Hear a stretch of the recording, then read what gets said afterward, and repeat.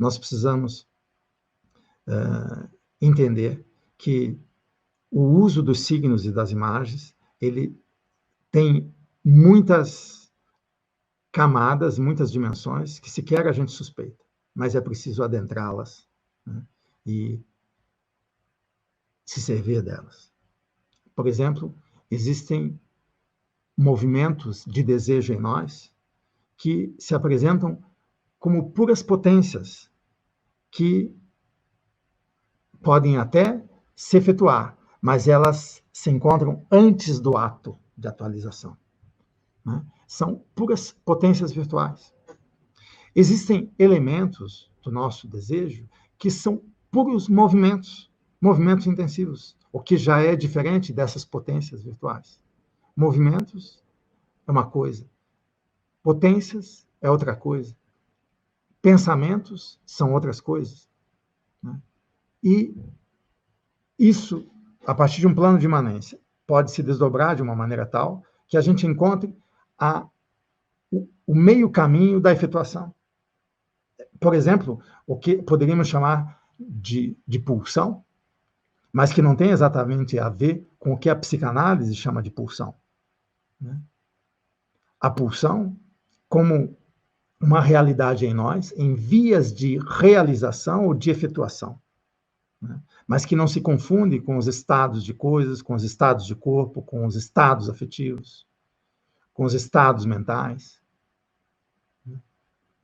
mas são modos ou tendências do desejo que se relacionam com objetos específicos que não chegam a ser indivíduos, que são partes de fluxos, que são partes de outros movimentos, que são partes de outros tempos.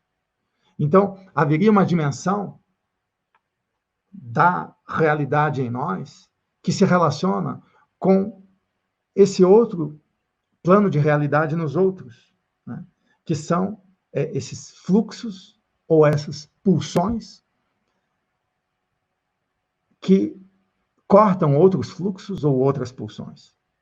E isso pode criar uma relação com mundos originários, com mundos naturalistas, né? Que maneiras de criar mundos nós teremos a partir daí? Isso é fundamental para quem entende que não há saída para a vida, né, de modo pleno, ativo, afirmativo, criador, se não criar maneiras de existir, ao mesmo tempo que criar a si mesmo. Mas criar maneiras de existir criando a si mesmo é também criar mundos próprios. Criar mundos próprios é fundamental. Então, mais do que criar maneiras de existir e a si mesmo, junto com isso, é preciso criar mundos próprios. O desejo jamais é o desejo de uma unidade que deseja outra unidade. O desejo, ele começa como um desejo de conjunto, como um desejo de uma coletividade. Melhor dizendo, o desejo já é uma multiplicidade desejante em nós, que encontra outras multiplicidades, que investe em multiplicidades. Daí a importância de a gente se relacionar com essa outra dimensão no campo não só das qualidades puras, mas no campo das pulsões. No campo das pulsões e seus objetos parciais. Isso é essencial. Objetos parciais que não se totalizam.